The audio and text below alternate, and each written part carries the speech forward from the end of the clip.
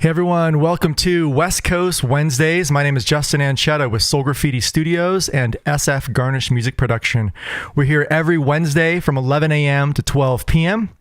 Please sign up for one of our courses. We have a bunch of free resources for you, such as our Tuesday Beer and Beats from 6 to 9 p.m. And today we have a special guest. I'm going to introduce you to him in just a moment. But for now, we're doing West Coast Wednesdays every Wednesday from 11 a.m. to 12 p.m. Please give yourself a warm round of applause and know that if you are interested in sound design, digital audio workstations, DJing, mixing and mastering, you can contact us. We have a bunch of free consultations and we're here for you. Welcome, Ben Wiley.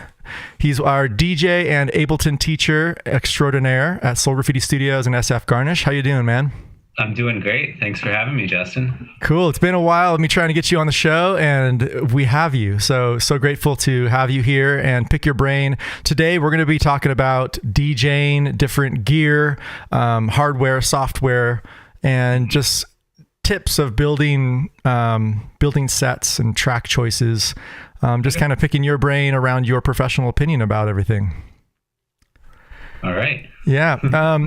So one big question is, a lot of people come in, they're like, I want to be a DJ. What gear should I buy? And is there something that you use, or like maybe there's a beginner thing and then once you get good at it, you upgrade or something? Yes. A lot of this music stuff is a big financial obligation. So I definitely recommend for people to test the waters out, Pioneer for both Rekordbox and Serato has a really nice DJ controller. I do recommend for people to start out with the digital thing. It's easily approachable. Turntables are super expensive. So, if you're going to try something out for 6 months and kind of figure out that this might not be for you, I think it's a lot easier obligation to spend $200 on something and then, let it go, as opposed to thousands of dollars on some nice gear. So, Pioneer has some really good controllers. I believe the one for Rekordbox is the CDJ 400 or something. Mm-hmm. Just a little controller, super basic. I hadn't played with them much before we got them for Garnish at the studio. And I was super surprised moving from, I do have a pretty nice piece of gear. I have the Pioneer SZ2, which is a very large digital controller. And most of the things that I have on that controller, I pretty much had all of the same stuff on this tiny little $200 controller. So they did a really good job with both the 400 for Rekordbox, and I think it's the S3, which is the exact same model. It's just for Serato. So yeah, I would go with buying the cheaper thing first. Absolutely. Nice. Yeah. Figure out what bells and whistles, you want on your next bigger controller. Nice. Yeah. So like the Pioneer DJ, like the DDJ SP2 or above, probably. Yeah. Yeah. Just pretty basic. I think they're like $189, $200. Yeah. Yeah. And what's great about this kind of intro level DJ gear is that it has all the bells and whistles that you can learn on. And then if you really enjoy yourself, you can upgrade, sell that off, for maybe $30, $50 cheaper and not really have to go out of pocket, by having multiple gear. That's great, man. Yeah. It's a great advice, I think, just to not bite off too much. A lot of people just jump in pretty high with gear, but if you have the money and want to go there, I guess there's nothing really stopping you. Well, there's a steeper learning curve to, the higher end gear. That's true. The more buttons that are on a device, honestly, if you're just learning something, I find that is a huge distraction. I'm very much of the keep it simple, especially when first starting out. Totally. I was just actually teaching somebody on Push 2, and he's a guitar student, and he wants to learn kind of DJing gear, and I started on Push 2. And I essentially turned off, I didn't plug it in so he couldn't see all the colors and buttons. Right. Because he wants to press them more. Of course. And, a 12-year-old. So I turned that off and I limited him to just specific functions that I told him about. And it actually seemed to work. And it's kind of like staying in box, learning, mastering this, and then moving somewhere else. I really like that technique. Yes, absolutely. Yeah, and even I think the Pioneer DDJ SB2, you can even do, I think, 4 decks kind of digitally in the digital realm, right? Set that up even though there's only 2 in front of you. Right. A lot of them have the buttons to switch between like deck 1 and 3 over here and then 2 and 4 over here. Yeah.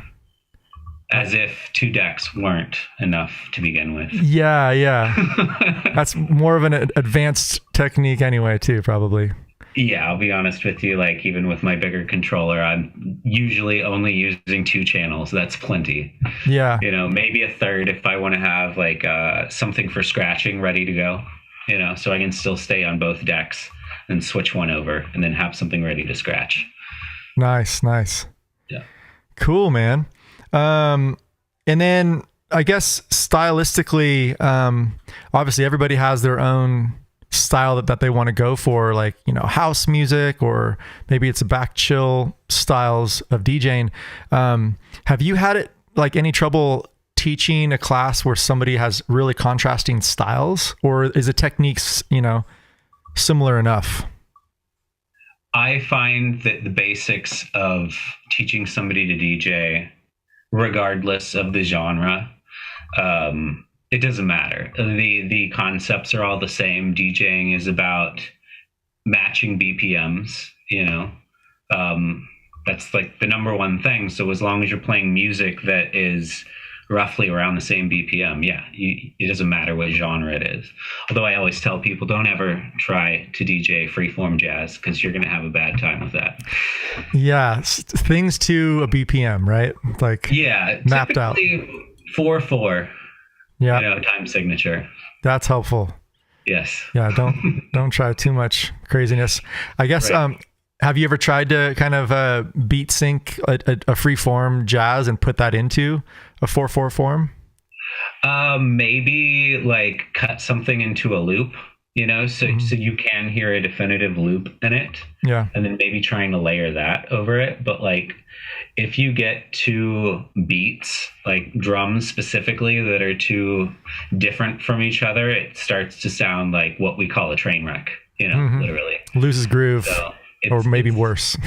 Yeah, but like let's say if I'm just concentrating on something more melodic elements and like not something that's more rhythmic, maybe I have something more rhythmic playing on this beat over here, and then something more melodic, like I can sometimes find a way to make them work together.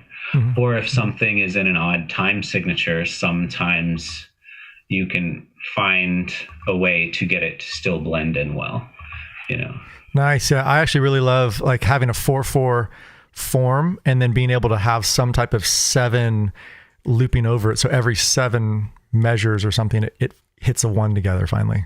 Exactly. Yeah. That's cool.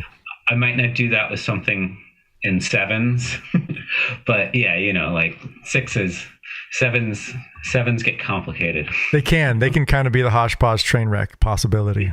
Watch out for 7s. Awesome. So like in regard to building your sets, you have any tips on track choice and like how you build in your set, how you start and end? Yeah, I've got a lot of feedback on that, actually. I mean, something I tell my students, I personally play a lot of different kind of music. So if I'm getting booked, I need to know which side of me you're booking. Are you booking the dark and dirty bass music, DJ B. Wiley, or are you booking the super chill, groovy, funk and house kind of B. Wiley? So that's first step. What kind of vibe? Also, like, where is it? Am I playing in a club or am I playing in a restaurant? So, if I need to keep it PG, I can do that. I don't want to offend anybody. But overall, like I need to know what's going to be the vibe of the event, the set. So like, I'll even go so far as to be like, who am I playing with? What kind of music do they play? Go into the venue, check out the vibe of the place, I don't know how many times I've walked into a club somebody booked me for, and I've actually gotten in trouble because I didn't own any Bay Area hip hop. And regardless of what you're booked, sometimes they're just like, nah, you got to play that, So as far as devising the set itself, I kind of look at my sets in a little bit more of a progressive way. Not usually, well, I'm usually booked for longer sets, like 2-3 hours, which is really fun because I can start one place and I can end up someplace like maybe not completely different, but I can switch up my BPMs quite a bit. So just keeping it simple, I will start off slower and then, like let's say I'll start off with like slow, like chill trap or R&B or, like hip hop. And I will always mix and things will always be beat matched, but we might be starting at like 60 or 70 BPM and 2 hours later, we're going to be at like 128, playing almost house. Doubling. Yeah, exactly. Well, not even doubling. I'm just slowly speeding it up throughout all my mixes so I can never not mix and just keep bumping up the tempo. So it's like this natural speeding up. Nice. Cool. And this kind of came out, this question here, just from a recent student that signed up that you'll probably meet in the very near future. I won't name any names at the moment because I didn't get any word on that. But he sent a track to get some feedback on before coming to class because I told him that I would do that. And he sent a SoundCloud and I just went through it this morning and kind of listened in. And it's like an hour and 31 minutes. And he's got people commenting on it. He's got like people actually interested in his house music. And it's a genre that I'm not that deep into, but I can appreciate it. And I just listened into the styles that he's kind of blended together. And I was like, wow, this is actually pretty good. I was specifically trying to find the transition points because I feel like that's kind of like where his skill set, because he wanted feedback on like, how can I improve? So I was listening for the transitions and they were really smooth. Like, I don't think that he changed tempo at all, but maybe that's because it's house music and it's like, yeah. So, not too much judgment there. But I was wondering, like, how do you, when you listen to something, this is kind of a two-part question, is like, how do you know how much the DJ is doing versus just playing someone else's track?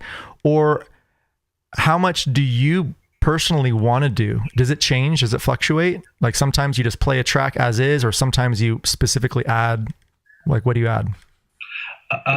Well, from what I've heard in the past, using effects and everything like that is something that I would do to like add my own personal flair to it, but you can overdo it and kind of like kill the vibe, by pulling your filter around too much or using too much echo or whatever. And they've kind of always said, if you can tell the DJ is using effects, then they're using them too much, so so much of music is about, being really smooth with things, and everything is like very minimal, but just to like get the point across.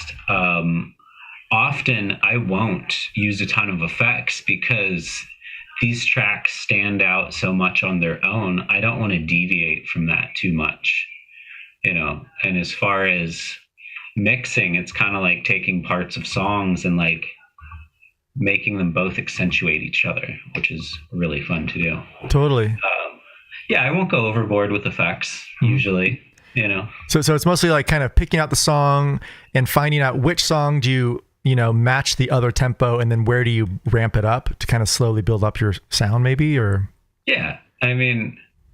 Like as far as like building up energy and stuff, I'm not going to go from like a super chill deep house track into like, a bass house banger.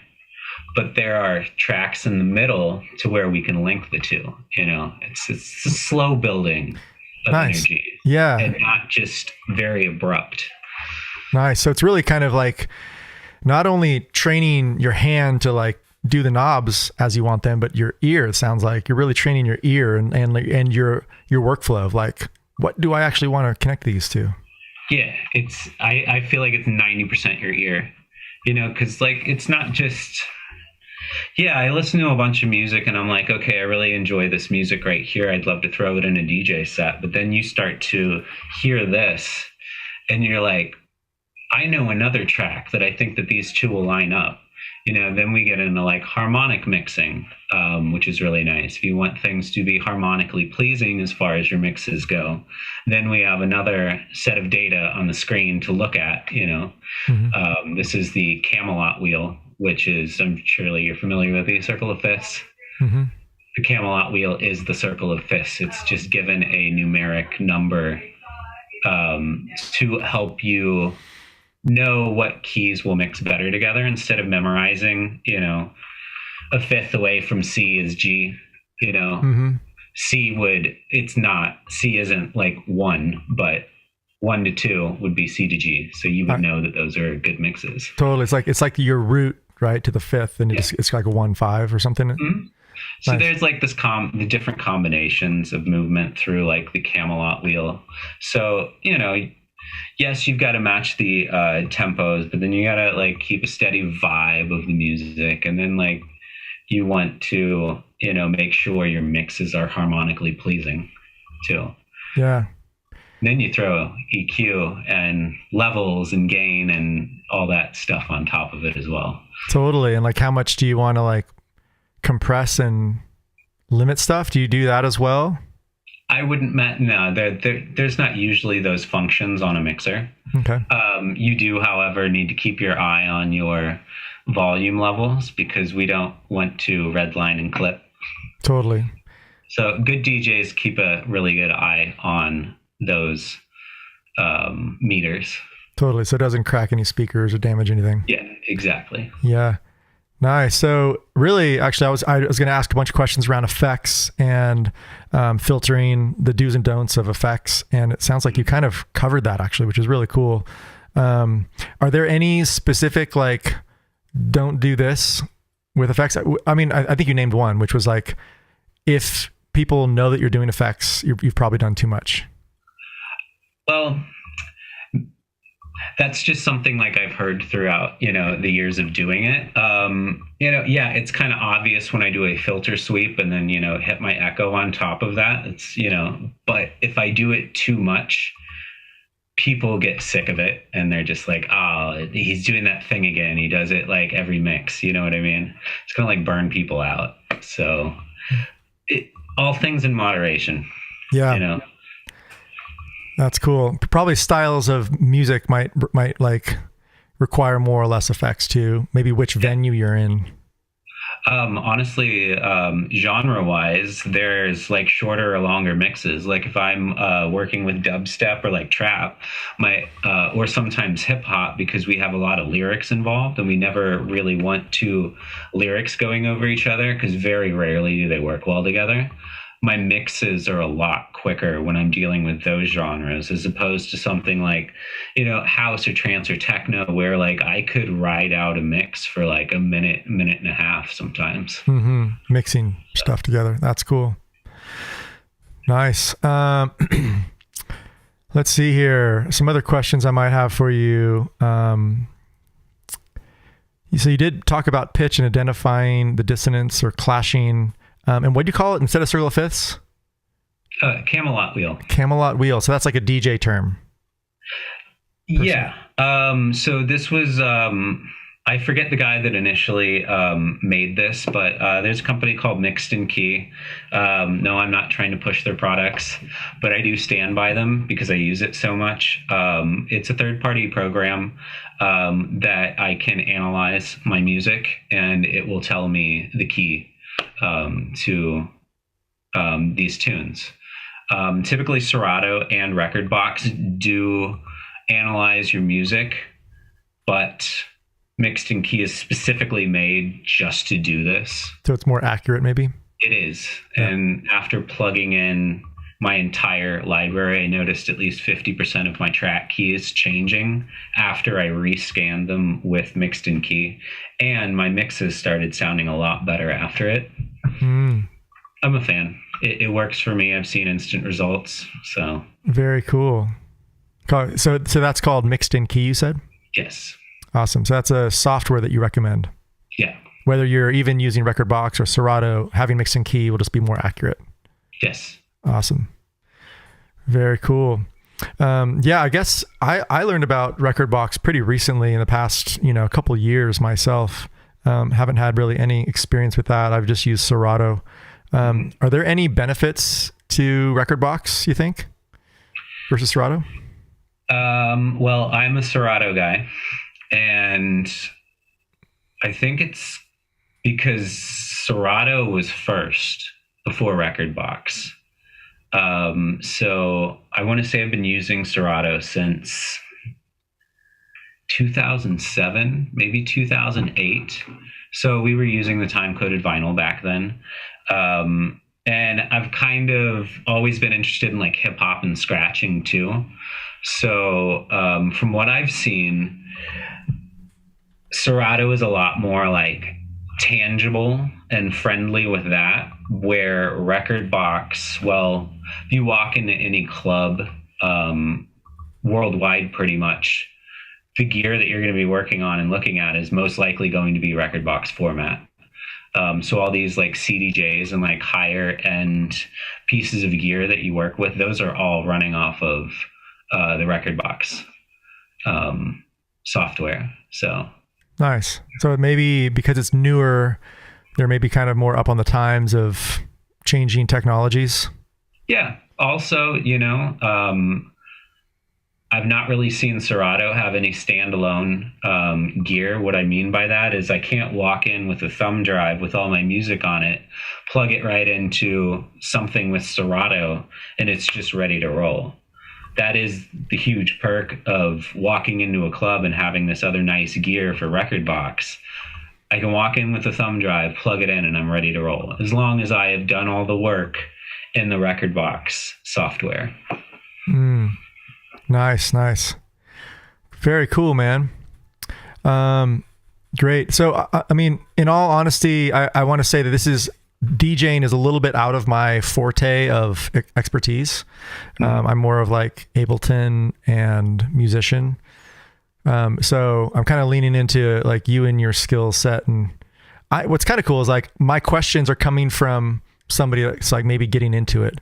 And that's really what we're trying to support here at Garnish Music, is like people that are dipping their toe or getting more advanced. I think this guy coming up here actually sounds like he actually is pretty far along on the DJing, way past where I'm at, I think, actually. And he's coming in to learn from you. So I'm stoked. I wish he had some questions for you on the show as well. I'm sure he will once I meet him in class. I hope that he doesn't know too much, so that, I'll be like, well, we got to keep this 101 for everybody else, though. Yeah. It's an intro class. Yeah, totally. Yeah, finding that balance. This is kind of one, I guess, just in regard to like music programming. I know Ableton just has all these functionalities and it can get pretty overwhelming. From what I've understood about like Pioneer DJ, DDJ SP2, and moving up from there, that I kind of like how it's plug and play and there's some limited features to it. So it's like, there's 2 decks and here's how you do your hot cues and your manual loops and your samplers are here. I felt like both myself and you met Damien at the studio, right? Yep. It's like we've been using Ableton for so long, and like both of us, we really appreciated sitting down with the Pioneer DDJ SP2 and like mixing music, and all of a sudden, like essentially we could, have an hour of music that we enjoy being mixed together. In regard to that, we did talk about the importance of EQ, matching tempos and keys, decibel level. You're making sure that we're not peaking at all. So I think the effects chains, I only see 3 features up on the top here, and they're often like, one's a delay, one's a reverb, and one's like this, like probably phaser or something like that. Which one do you use the most? Echo and filter. Yeah. Occasionally for an intro or an outro of my set, I might use a little bit of reverb. But like I said, I don't really get super crazy with that stuff. Mm-hmm. I try to keep it minimal. I have dug through a lot of the internal effects that are already in your Serato program, because that's the nice thing about the Serato controllers. Even these starter ones, you have the ability to have 3 effects on each deck, which is something that I've always had a problem with Rekordbox. They have this master effect section to where you have to twist a knob to change which deck it's going to, or out your master. And I will always forget to switch that back over. But if I can just press a button on each side to toggle on and off my effects per deck, that just feels so much more musical. You know what I mean? Totally. Simplifies things. And like, yeah, I like the idea of like getting off the computer and more onto a hardware device. It kind of creates it more like an instrument, I would say. Yes. In that aspect. I mean, that's what they were aiming for with the push, is for you to be able to do everything directly on this device and not be clicking around in a computer, because that's not very musical. Totally. And in regard to DJing, are you bringing your push along to your DJing set at all? No, I haven't really done a lot of DJing with Ableton. I think in moments of like me first coming out here to California, I didn't bring my decks with me straight off. So I was looking for something to DJ with, and Serato was there. So I started diving into it, and I noticed that it took a little bit of work to make sure all your tracks are on the grid, so they're going to be syncable. Also, because I'd come up like playing on turntables and everything, having everything synced felt like cheating. And I couldn't get over that, kind of hating on it a little bit. Yeah. So it's like, yeah, definitely. Even me just getting into DJing in general, I feel like I've always kind of like, that's not real music. But I feel like I've actually came around, because like the skill set of like, it's similar to me loving building a studio and being a sound engineer. It's like, it wasn't actually my first love, but I've learned to love it. And I think I've kind of learned to appreciate DJs as musicians, because I'm also finding out the deeper you go into music, it's more about your listening and less about like how fast you can move your finger necessarily. Yep. So, and that's really essentially going back to this kid I was just, playing around with today in a lesson, off the guitar. And while he was just trying to DJ, he had 2 functions, right? Because I limited him down. He had fade to gray and beat masher, and then just changing from different parts of the song.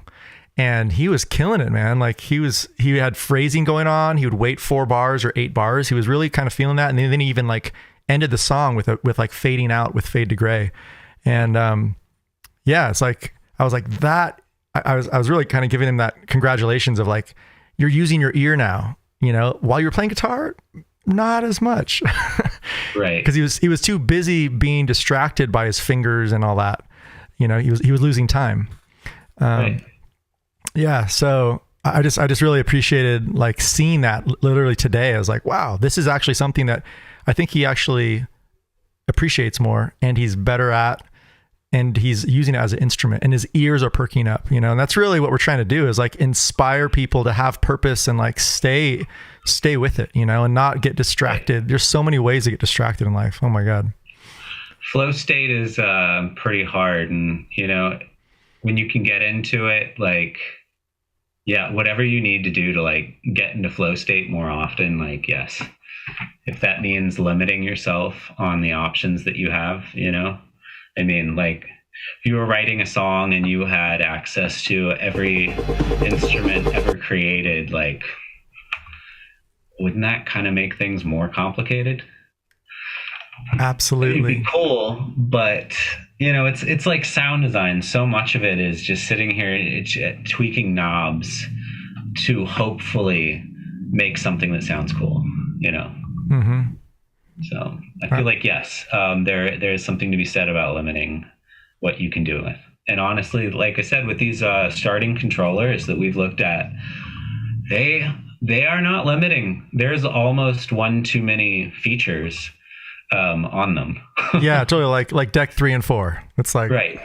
Well, like, honestly, like, depending on which one you get, like, there's a lot of like effects within those pads because there's different modes for each of those pads. It's not just about the hotkeys, but there's like different like weird effect stuff in there as well as your effects up top. I actually noticed something really cool about the Pioneer DDJ SB2 because like a more professional friend DJ came over here and we were kind of just talking shop. We were jamming together, and we had the Push 2 and then the DDJ SB2 out, and he's more experienced and has like probably the same system that you have. It's the larger. Is it the 4000 or something? I've got the Pioneer SZ2. I don't think they make it anymore. Okay. Well, he had like a larger version of the Pioneer DJ set that I have. And I think it's the 1000. Yeah, there you go, the 1000. Yeah. And I think the only difference was, I mean, it was bigger, and I think his decks were a little bit more like robust and, you know, more just more palpable, you know, of like analog gear, kind of replicating that. But he was like, yeah, the one thing that I really don't like about the DDJ SB2 is that my fades, when I want to do a crossfade that's like this or a crossfade that's like this, I have to go into my computer and then do a drop down and then click on it. And it's like something that actually for two techniques, right? It's like you do a crossfade, you know, between songs, or you're doing it to like do a little flick of something. You want to be able to jump between those without touching your computer at all. Right. And I was like, right in that moment, I was like, oh man, that's the difference between these upgrades. It's like, it's just more right in your face, no computer. But I did find a workaround actually. So as much as I just kind of dissed the DDJ SB2, they have shortcut codes on the keyboard, on the computer keyboard.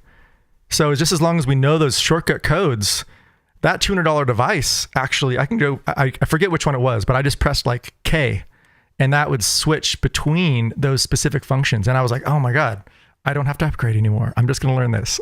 Right. Yeah. I didn't know that. Yeah. And again, you know, I do have some curve control on my controller here. Yeah. Yeah. Being able to switch. I mean, I think you only have the option of like 3 or 4, and probably yours might have more options than that. Right. But yeah, that's kind of like another cool thing around, you know, learning these kind of devices fully and then moving on. It's like, there's so much right here, you know? Right. Same thing with like guitar. It's like, why buy a $2,000 guitar when you can play a $200 guitar and master it and then get the big one? Right. Yeah. And the irony is like all the, like some pros actually purposely go to pawn shops and buy like the really crappy gear and then try and make something cool out of it. I've had a Yamaha Pacifica here for 20 years now. Yeah. You know, and it does fine because it's more about what I plug it into rather than it itself. Totally. You know? Yeah. What types of amps and modules you're using. Right. And I mean, with something like, you know, guitar rig, you know, like the possibilities are endless there. Like I haven't even owned a guitar amp for, I don't know, like 15 years or so because of something like guitar rig, you know? Yeah, absolutely. Yeah. I actually just went back after like 10 years of not having a guitar amp. I finally got a Mesa Boogie after I played a show at the Center for the Arts over here. And I played a lead through my rig, which honestly I didn't have really good tones on, to be honest. And then my friend had like a Fender tube amp, and then he ripped a solo, and it's like the contrast. I was like, oh man, I got to invest in my Mesa Boogie tube amp. Right. Yeah, I got it again. I like all the crossover though. Like you have guitars over there, you know, Ableton, and you're DJing. One thing, I didn't even talk to you about this for the show, but I'm wondering if we could play a snippet of you DJing from something online that I just found, and then just talk about that snippet. And I honestly haven't plan this out, so I'm not sure what the snippet will be yet. Are you open to this little like rolling the dice? Let's do it. All right, let's make this interesting, man. Okay, we're gonna play this game with Ben Wiley. Name that show. So Ben, you're gonna have to name that show. Oh, great. Okay, here goes.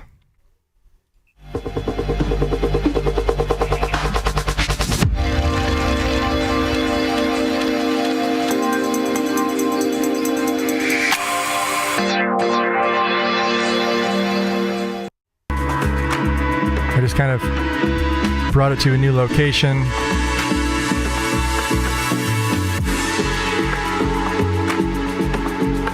We need to hear this drop. Did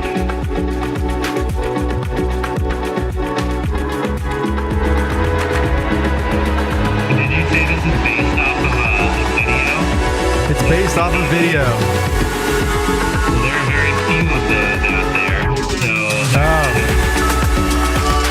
Okay, so based off that, you might actually already know.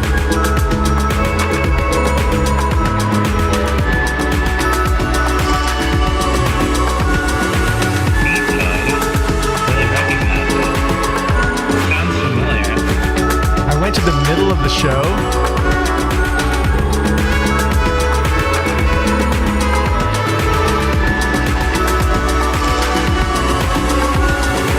Could you give me one more drop point? Yeah, sure. Here, I will go back a little bit more here.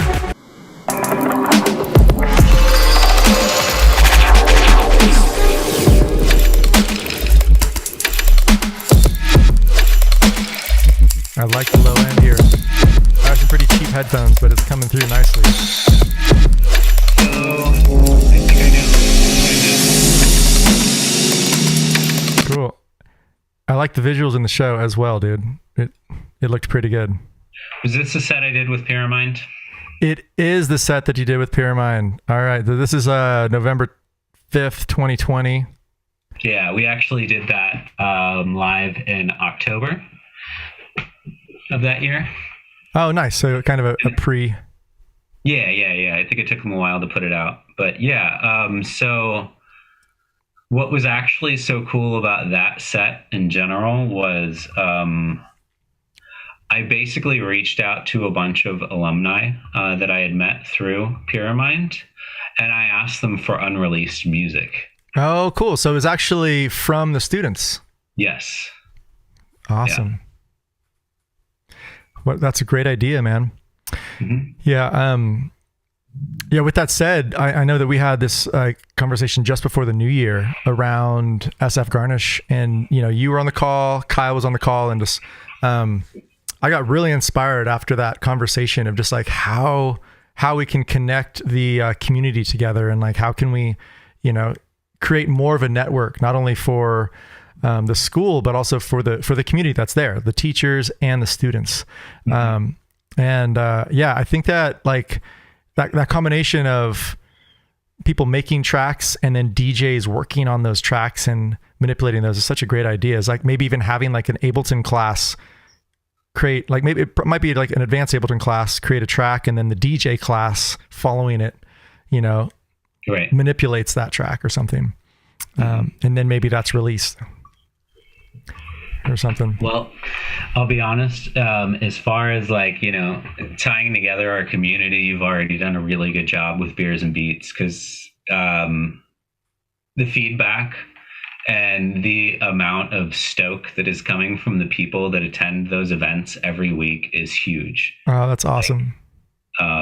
Yeah, you should get down here for some more of them. I realize we're all busy and all, but yeah. Man, I know. Everybody loves Beers and Beats. Yeah. And there's so much talent going through there. Yeah, it would be awesome to like, I don't know if we're talking about a record label. I don't know if we're talking about, it could be so many things. Maybe it could just be, finish a tune if you want, share the stems, and everybody grabs it and goes off and does remixes, and then like put together a compilation of that. Totally. Yeah. So really like even a Beer and Beats album could come out, you know, like the best of 2021 or 2022. Mm-hmm. Yeah. Then I could do like a DJ mix version of it or something. Absolutely. Yeah, totally. I was really blown away by the people coming through, and like not only were they using audio, but they already had like video to share, and working on scoring from Right. you know where they went from. Pretty rad. Awesome. I know I'm getting a little bit off subject here from DJing, but I'm super inspired, you know, by really how DJing, you know, has revolutionized music, an aspect of, you know, musicians are still creating tracks, and then they're able to be manipulated or warped or changed to just effectively have the most optimum sound for that large venue, and not having to worry about having a sound engineer. Right. Because the DJ is actually kind of focused just on that, and it's already delivered from the studio, kind of. Exactly. Yeah. Yeah. Yeah, I've been kind of missing out on the beer and beats, because being online for me, it's not as good. And so kind of a tease, isn't it? It's a tease. Yeah, totally. Yeah. Yeah. It's been great that you and Kyle and Alex have been so consistent showing up there as holding it down as teachers there. Yeah. And I just wanted to give props to all the people at Beer and Beats. It's a free event every Tuesday from 6 p.m. to 9 p.m. at Soul Graffiti Studios. We did take this previous week off, and it's kind of been on and off due to the different Omicron virus and COVID. But with that said, we're hopeful of being really consistent every Tuesday. We've been consistent online or in person for years now, which is really also a pretty incredible feat to just continue something online for so long. Going back to DJing again, do you aspire to bring in Ableton and the push to your DJ set, or is that something that you want to kind of keep for the studio? I feel if I was producing enough of my own music, and I would want to do more than just press play on my own track and have it play through, then yes, I would definitely want to bring in Ableton and do a little bit more live DJ set, you know? But if I'm just playing a bunch of other people's music, I do prefer the median of the, you know, the DJ controller or the turntables or whatever. Yeah, I could see that being a thing that I get into more in the future, but I think I would really only focus on it if it were my productions. And, you know, it's taken me years to try to build up enough of a catalog that is cohesive enough to play an hour's worth of it, you know, in one sitting. So still working on that, you know, eventually though. Yeah, totally. Well, that's always a cool thing to kind of have a friends or community, is like to kind of even like build a catalog together, right? And like build that up. I really love that like genre bending thing of like, you know, taking that jazz element and then putting a big beat behind it.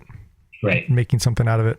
I was kind of hearing that with some of the melodies behind your set that you did in the previous, I guess that was 2 years ago now. Yeah. 2020. Yeah, I think it was 2020. Yeah. Yeah. A like year and a half ago. Year and a half. Cool. That's great, man.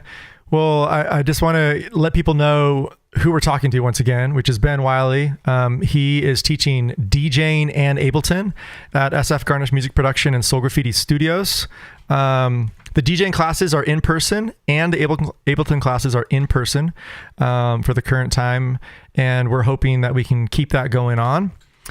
We did stop for, I think, about a year and went online. DJing classes kind of paused for quite a bit of time because of COVID.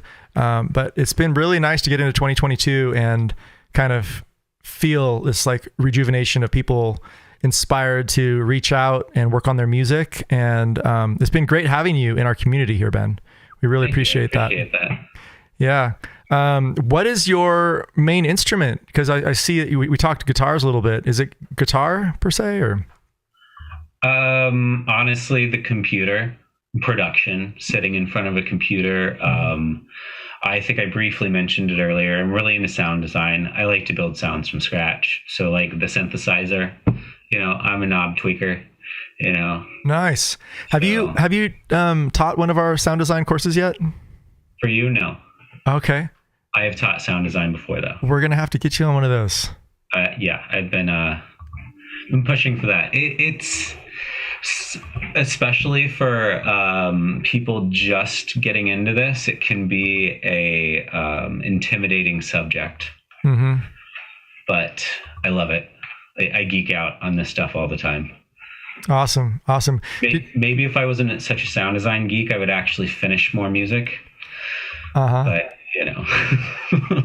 Yeah, it's funny. Alex is kind of in this boat of like, he likes building studios, I think, the best. And now that he's built Soul Graffiti, he's like, what do I want to do? He's like, let's go build another one.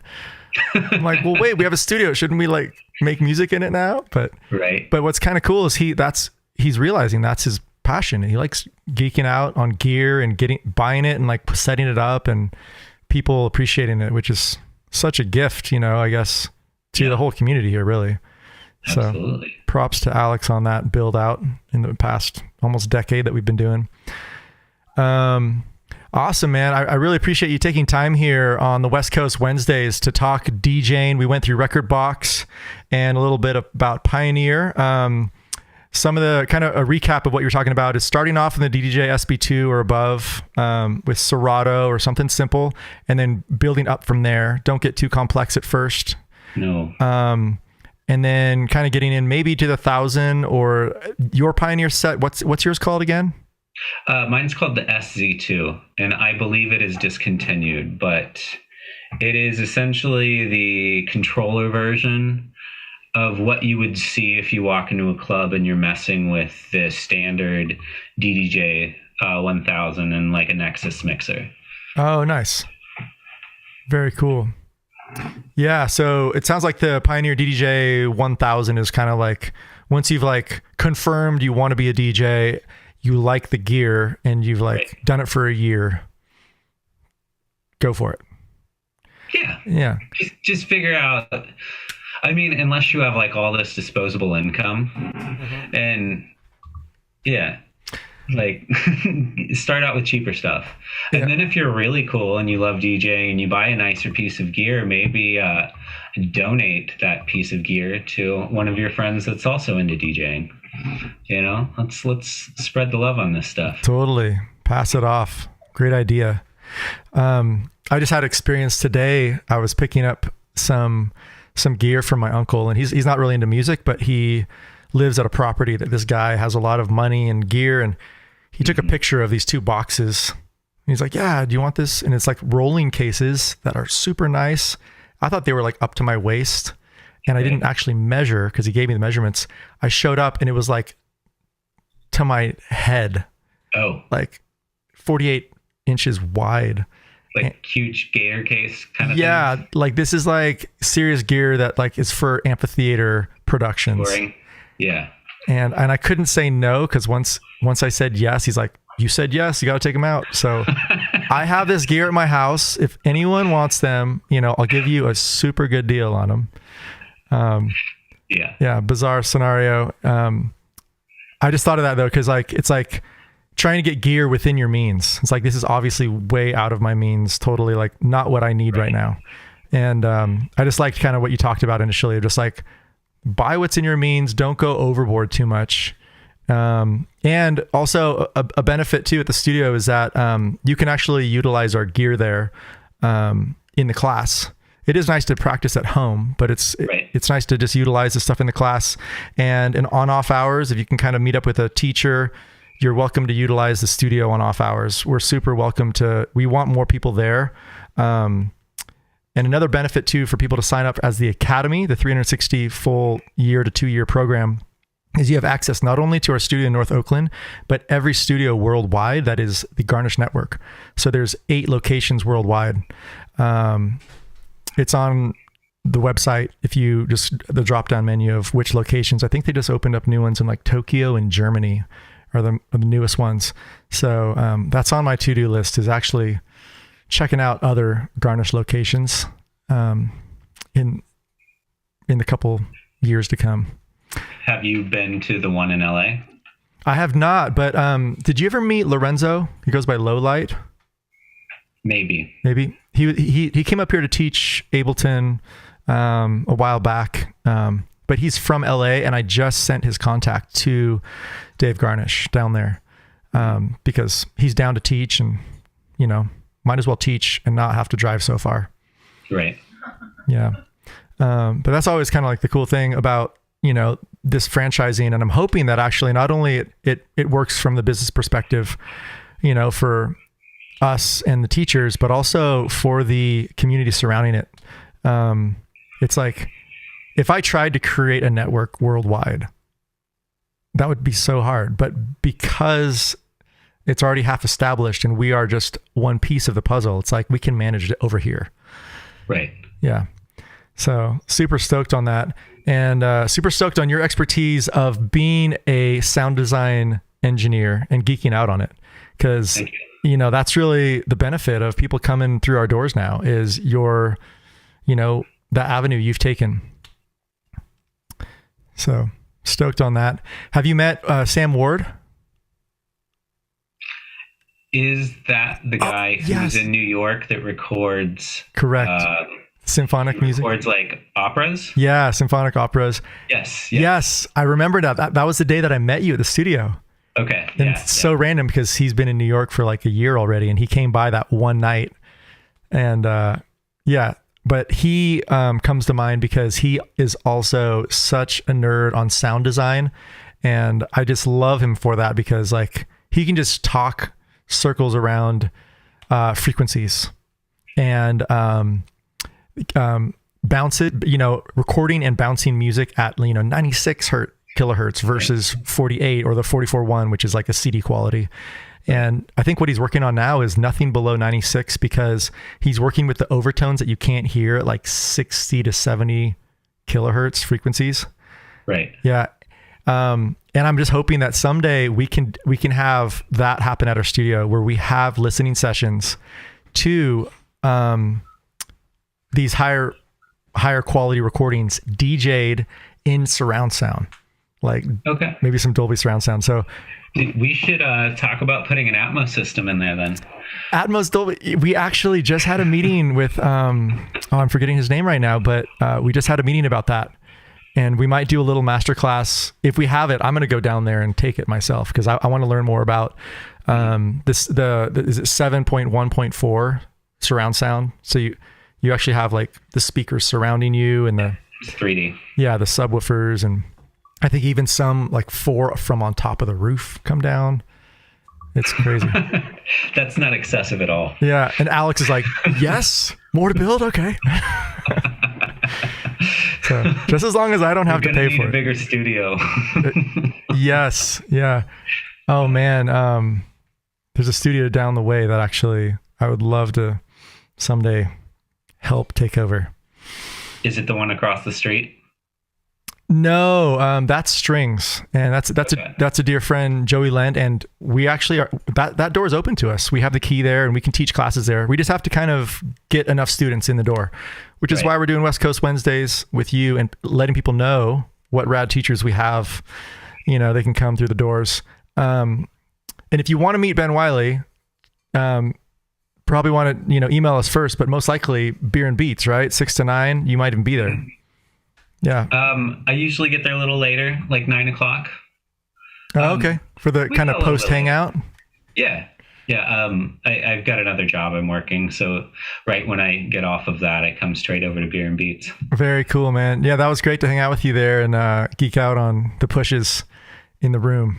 Yeah. Yeah. I think that was my first time jamming in Studio B with 2 pushes kind of randomly like that. So right. More of that, please. Yes. Yeah. Cool.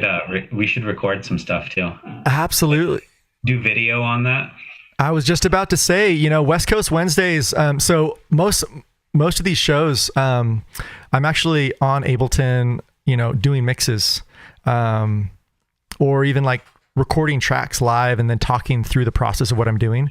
And I think a future idea, is that like we could actually do something where you could be DJing, I could be using push, and we can kind of have a few cameras up and put that out there. Yeah. at the studio. So super down to do that.